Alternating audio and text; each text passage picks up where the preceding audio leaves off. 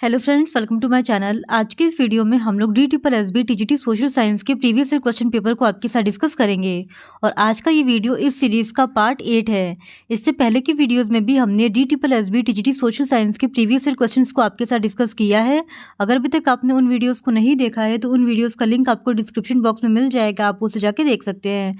तो बिना देरी किए चलिए आज का ये वीडियो स्टार्ट करते हैं। तो क्वेश्चन नंबर 48 है, निम्नलिखित में से कौन सी संचयी वायुमंडलीय आपदा है? पहला बाढ़, दूसरा सूखा और तीसरा टॉर्नेडो। तो इस क्वेश्चन का सही जवाब है ऑप्शन बी, यानी केवल पहला और दूसरा संचयी वायुमंडलीय आपदा है, यानी बाढ़ और सूखा। फिर क्वेश्चन नंबर 49, निम्नलिखित में से कौन से औद्योगिक क्षेत्र तथा उनसे संबंधित देश के सुमेलित युग्मों में से सही सुमेलित है? पहला महान झील प्रदेश संयुक्त राज्य अमेरिका, दूसरा लॉरेन प्रदेश फ्रांस और तीसरा कांटो प्रदेश दक्षिण कोरिया। तो इस क्वेश्चन का सही जवाब है ऑप्शन बी, यानी केवल पहला और दूसरा जो युग्म है वो सही रूप से सुमेलित है। फिर क्वेश्चन नंबर 50, आपदा उपरांत राहतकर्ता बचावकर्ता द्वारा किए जाने वाला प्रथम कार्य होता है। तो इस क्वेश्चन का सही जवाब है ऑप्शन बी, क्षेत्र का आकलन करना। आपदा उपरांत बचावकर्ता का पहला काम आपदाग्रस्त क्षेत्र का आकलन करना होता है ताकि तत्काल राहत एवं बचाव कार्य शुरू हो सके। फिर क्वेश्चन नंबर 51, निम्नलिखित में से विश्व की सबसे लंबी हाईवे सुरंग कौन सी है? तो इस क्वेश्चन का सही जवाब है ऑप्शन बी, अटल सुरंग इंडिया। अटल सुरंग विश्व की सबसे लंबी हाईवे सुरंग है और यह हिमाचल प्रदेश के रोहतांग में अवस्थित है। फिर क्वेश्चन नंबर 52, भारत में पूर्वी रेलवे जोन का मुख्यालय निम्न में से कहाँ अवस्थित है? तो इस क्वेश्चन का सही जवाब है ऑप्शन ए, कोलकाता।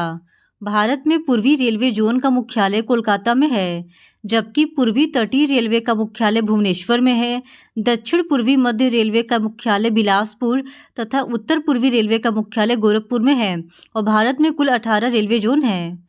फिर क्वेश्चन नंबर 53, निम्नलिखित में से कौन सा दर्रा हिमाचल प्रदेश में अवस्थित है? तो उपयुक्त दिए गए ऑप्शंस में से कोई भी दर्रा हिमाचल प्रदेश में अवस्थित नहीं है, जबकि आयोग ने इस प्रश्न का सही उत्तर ऑप्शन ए यानी दिहांग दर्रा को माना है, जो कि अरुणाचल प्रदेश में अवस्थित है।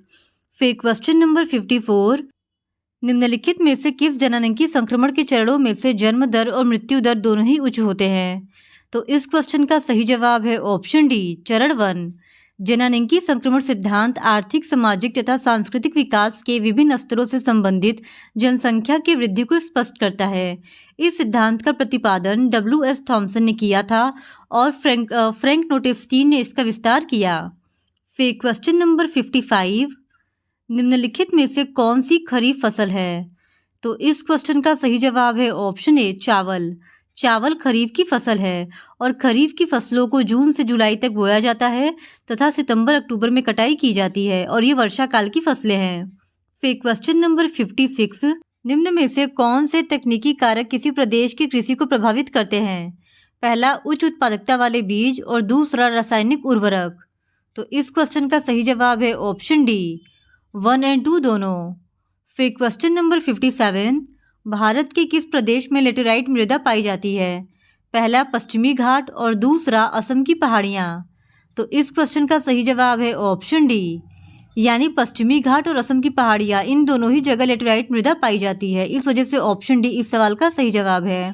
फिर क्वेश्चन नंबर 58, नाग टिब्बा चोटी हिमाचल की किस श्रेणी पर अवस्थित है?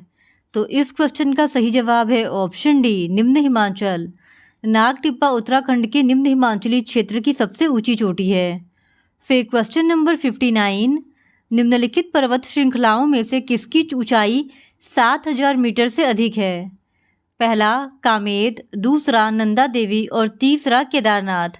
तो इस क्वेश्चन का सही जवाब है ऑप्शन सी, यानी पहला एवं दूसरा ऑप्शन सही है, यानी कामेद और नंदा देवी इन पर्वत श्रृंखलाओं की ऊंचाई 7000 मीटर से अधिक है। फिर क्वेश्चन नंबर 60, चक्रवात के दौरान वायु के बल को नियंत्रित करने के लिए किस प्रकार के छत उपयुक्त होते हैं? तो इस क्वेश्चन का सही जवाब है ऑप्शन बी, पिरामिडीय छत। चक्रवात के दौरान वायु के बल को नियंत्रित करने के लिए पिरामिडीय छत उपयुक्त होते हैं। पिरामिडीय छत पिरामिडीय त्रिभुजों से निर्मित होते हैं। निर्माण में त्रिभुजों का सबसे मजबूत आकार माना जाता है। फिर क्वेश्चन नंबर 61, निम्नलिखित कथनों में से योजना आयोग के संबंध में कौन सा कथन सही नहीं है? तो इस क्वेश्चन का सही जवाब है ऑप्शन बी, यह एक संवैधानिक निकाय था। योजना आयोग भारत की प्रमुख स्वतंत्र संस्थाओं में से एक रहा है और इसकी स्थापना 15 मार्च 1950 ईस्वी को हुई थी। यह एक गैर संवैधानिक निकाय था जिसके अध्यक्ष भारत के प्रधानमंत्री होते थे और इसका मुख्य उद्देश्य देश के संसाधनों के सर्वाधिक प्रभावी तथा संतुलित उपयोग के लिए योजना बनाना था। फिर क्वेश्चन नंबर 62, सुनामी तरंगों की निम्नलिखित में से कौन सी विशेषता सही नहीं है? तो इस क्वेश्चन का सही जवाब है ऑप्शन सी, तटीय मैदान पर सुनामी की अधिकतम गति 20 किलोमीटर प्रति घंटा हो सकती है। फिर क्वेश्चन नंबर 63, बिना कूपन भुगतान वाले सरकारी बॉन्ड कहलाते हैं। तो इस क्वेश्चन का सही जवाब है ऑप्शन डी, शून्य कूपन बॉन्ड। बिना कूपन भुगतान वाली सरकारी प्रतिभूतियों को शून्य कूपन प्रतिभूतियां कहा जाता है। शून्य कूपन बॉन्ड को प्रोद्भवन बॉन्ड भी कहा जाता है। यह एक ऋण सुरक्षा साधन है जो ब्याज का भुगतान नहीं करता है। शून्य कूपन बॉन्ड के क्रय मूल्य और सम मूल्य के बीच का अंतर निवेशक की वापसी को दर्शाता है। फिर क्वेश्चन नंबर 64, निम्नलिखित में से कौन सा भारतीय संविधान में संघ सूची का हिस्सा नहीं है? तो इस क्वेश्चन का सही जवाब है ऑप्शन डी, बाजार और मेले। भारतीय संविधान में केंद्र व राज्यों के बीच विधायी शक्तियों के रूप में 7वीं अनुसूची में 3 प्रकार की सूचियां उपस्थित है। पहली सूची संघ सूची है जिसमें 100 विषय हैं, दूसरी सूची राज्य सूची है जिसमें टोटल 61 विषय हैं और तीसरी सूची समवर्ती सूची है जिसमें 52 विषय हैं और बाजार और मेले राज्य सूची के विषय हैं। फिर क्वेश्चन नंबर 65, शहरी क्षेत्र में किस प्रकार की बेरोजगारी मौजूद है? पहला शिक्षित बेरोजगारी और दूसरा औद्योगिक बेरोजगारी। तो इस क्वेश्चन का सही जवाब है ऑप्शन डी, 1 और 2 दोनों, यानी शहरी क्षेत्रों में शिक्षित और औद्योगिक दोनों ही टाइप की बेरोजगारी मौजूद है। फिर क्वेश्चन नंबर 66, प्रत्येक राज्य में एक डैश होता है जो राज्य में चुनाव संचालन का समग्र प्रभारी होता है। तो इस क्वेश्चन का सही जवाब है ऑप्शन डी, मुख्य निर्वाचन अधिकारी। प्रत्येक राज्य में एक मुख्य निर्वाचन अधिकारी होता है जो राज्य में चुनाव संचालन का समग्र प्रभारी होता है। फिर क्वेश्चन नंबर 67, निम्नलिखित में से भारत के किस राज्य में द्विसदनी व्यवस्था है? तो इस क्वेश्चन का सही जवाब है ऑप्शन बी, कर्नाटक। दिए गए ऑप्शंस में से केवल कर्नाटक ही एक ऐसा राज्य है जहां पे द्विसदनी व्यवस्था है और वर्तमान में भारत के 6 राज्यों में द्विसदनी व्यवस्था है जिसमें आंध्र प्रदेश, बिहार, कर्नाटक, महाराष्ट्र, तेलंगाना और उत्तर प्रदेश शामिल हैं। फिर क्वेश्चन नंबर 68, निम्नलिखित में से कौन स्थानीय सरकारों के कार्य हैं? पहला स्वास्थ्य संस्थानों का रखरखाव, दूसरा बाजारों का रखरखाव, तीसरा सार्वजनिक टीकाकरण और चौथा जलापूर्ति। तो इस क्वेश्चन का सही जवाब है ऑप्शन सी, यानी पहला, तीसरा और चौथा, ये तीनों ही कार्य स्थानीय सरकारों के हैं। फिर क्वेश्चन नंबर 69, भारत में मौद्रिक नीति के व्यापक उद्देश्य रहे हैं। पहला कीमत स्थिरता की उचित डिग्री बनाए रखने के लिए, दूसरा समृद्धि में सहायता के लिए ऋण में पर्याप्त विस्तार सुनिश्चित करना। तो इस क्वेश्चन का सही जवाब है ऑप्शन बी, 1 और 2 दोनों, यानी दोनों ही कथन सही है और ये दोनों ही मौद्रिक नीति के व्यापक उद्देश्य रहे हैं। फिर क्वेश्चन नंबर 70, भंग होने से पहले योजना आयोग के अध्यक्ष के रूप में कार्य कर रहा था। तो इस क्वेश्चन का सही जवाब है ऑप्शन सी, प्रधानमंत्री। योजना आयोग के भंग होने के पहले प्रधानमंत्री नरेंद्र मोदी योजना आयोग के अध्यक्ष के रूप में कार्य कर रहे थे और प्रधानमंत्री ही योजना आयोग के अध्यक्ष हुआ करते थे। फिर क्वेश्चन नंबर 71, निम्नलिखित में से किस दल का समर्थन आधार और गतिविधियों के क्षेत्र मुख्य रूप से महाराष्ट्र राज्य तक सीमित है? तो इस क्वेश्चन का सही जवाब है ऑप्शन बी, शिवसेना। शिवसेना एक राज्य पार्टी है जो महाराष्ट्र से आती है। यह सिर्फ महाराष्ट्र राज्य तक ही सीमित है। फिर क्वेश्चन नंबर 72, भारतीय इतिहास में स्थिर जनसंख्या वृद्धि किस चरण में देखी गई थी? तो इस क्वेश्चन का सही जवाब है ऑप्शन ए, 1901 से 1921।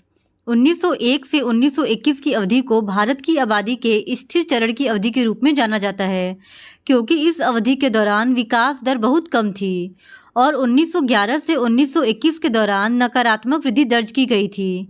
फिर क्वेश्चन नंबर 73, दिए गए कथन आर्थिक विकास और आर्थिक समृद्धि के बीच अंतर बताते हैं। निम्नलिखित में से कौन सा कथन सही है?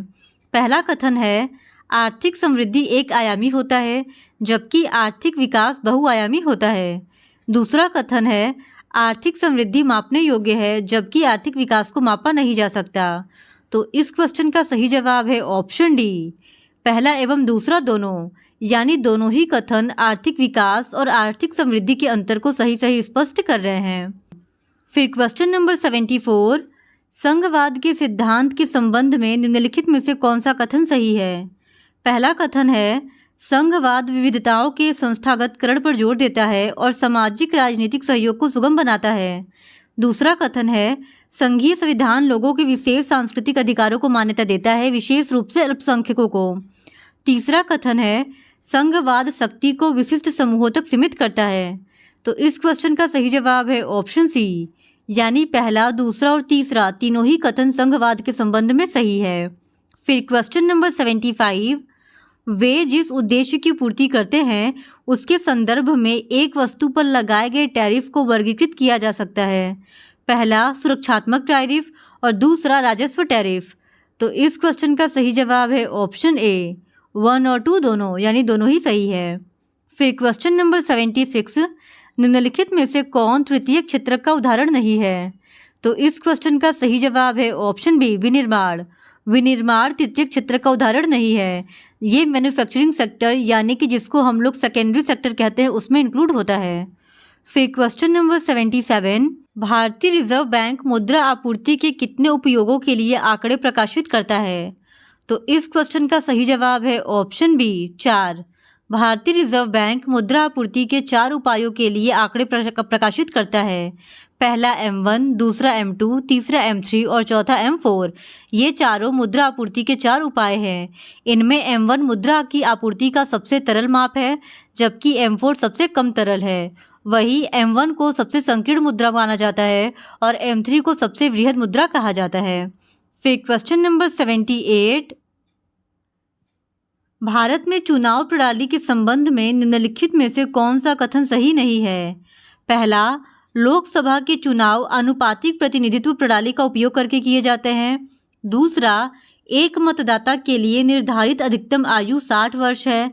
और तीसरा, निर्दलीय उम्मीदवारों के चुनाव लड़ने पर कोई रोक नहीं है। तो इस क्वेश्चन का सही जवाब है ऑप्शन ए, यानी पहला और दूसरा कथन सही नहीं है।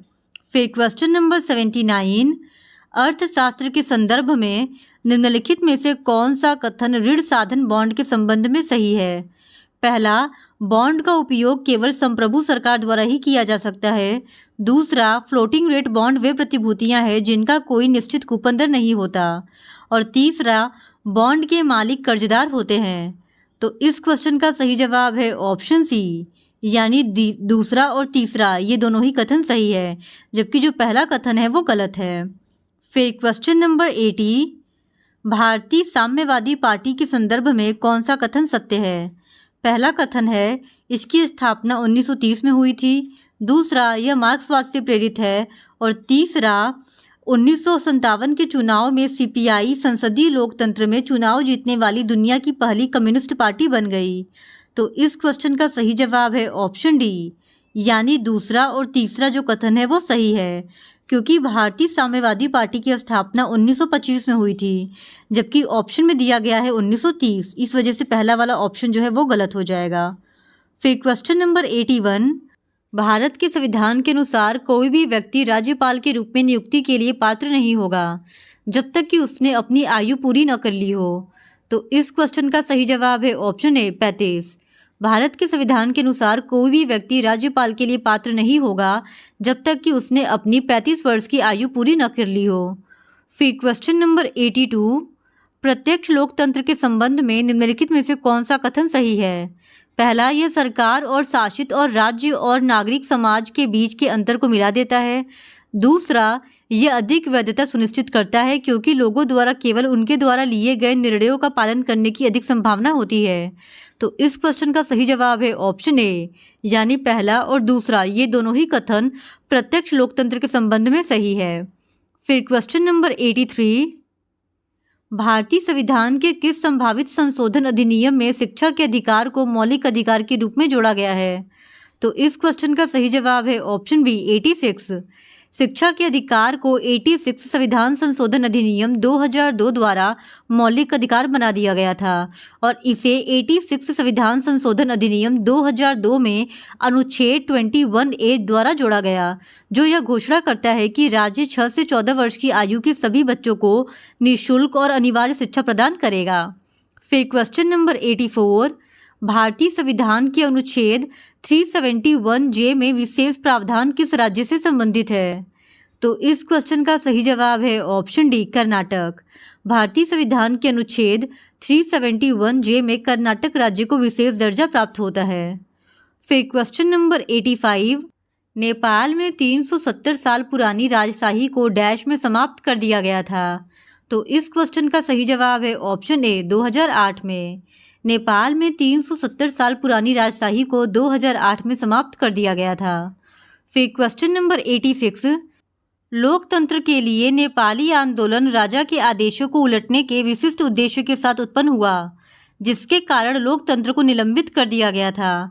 भारत का कौन सा आंदोलन इस तरह के आंदोलन का एक अच्छा उदाहरण है? तो इस क्वेश्चन का सही जवाब है ऑप्शन सी नर्मदा बचाओ आंदोलन। फिर क्वेश्चन नंबर 87, संयुक्त राज्य लोक सेवा आयोग के अध्यक्ष और सदस्यों की नियुक्ति कौन करता है? तो इस क्वेश्चन का सही जवाब है ऑप्शन सी भारत का राष्ट्रपति। भारतीय संविधान के अनुच्छेद 315 के अनुसार 2 या 2 से अधिक राज्यों की आपसी सहमति से राज्यों के उस समूह के लिए एक लोक सेवा आयोग का गठन किया जा सकता है। भारतीय संविधान के अनुच्छेद 316 में कहा गया है कि JSPSC के और अन्य सदस्यों की नियुक्ति भारत के राष्ट्रपति द्वारा की जाएगी। संयुक्त आयोग का सदस्य 6 वर्ष की अवधि या 62 वर्ष की आयु तक जो भी पहले हो पद धारण करेगा। फिर क्वेश्चन नंबर 88, निम्नलिखित में से विधानसभा सदस्यों के चुनाव के संबंध में सही है? पहला, विधानसभा के सदस्य सीधे जनता द्वारा चुने जाते हैं। दूसरा, विधानसभाओं के सदस्य निर्वाचन मंडल द्वारा निर्वाचित होते हैं। तो इस क्वेश्चन का सही जवाब है ऑप्शन डी केवल 1, यानी जो केवल पहला कथन है वो सही है। विधानसभा के सदस्यों का चुनाव सीधे जनता द्वारा चुने जाते हैं। निर्वाचक मंडल द्वारा भारत के राष्ट्रपति का चुनाव किया जाता है। फिर क्वेश्चन नंबर 89, जो चुनाव निर्धारित समय से काफ़ी पहले होते हैं उन्हें डैश कहा जाता है। तो इस क्वेश्चन का सही जवाब है ऑप्शन बी मिड टर्म चुनाव या मध्य अवधि चुनाव। जो चुनाव निर्धारित समय से काफ़ी पहले होते हैं उन्हें मध्य अवधि या मिड टर्म चुनाव कहा जाता है। मध्यावधि चुनाव एक ऐसा चुनाव है जो तब होता है जब एक राज्य विधानसभा या लोकसभा को उसके सामान्य 5 वर्ष के कार्यकाल के पूरा होने से पहले भंग कर दिया जाता है। फिर क्वेश्चन नंबर 90, भारतीय संविधान की किस अनुसूची द्वारा कुछ अधिनियम और विनियमों का सत्यापन प्रदान किया गया है? तो इस क्वेश्चन का सही जवाब है ऑप्शन डी 9वीं। भारतीय संविधान में टोटल 12 अनुसूचियां हैं, जिसमें से संविधान की 9वीं अनुसूची कुछ अधिनियमों और विनियमों के सत्यापन से संबंधित है। इस तरह आज की इस वीडियो में हमने DSSB TGT SST के एक और प्रीवियस ईयर क्वेश्चन पेपर को आपके साथ डिस्कस कर लिया है। और अगर आप इसी तरह और भी प्रीवियस ईयर क्वेश्चन पेपर को देखना चाहते हैं तो please do subscribe to my channel and like this video. Thank you very much.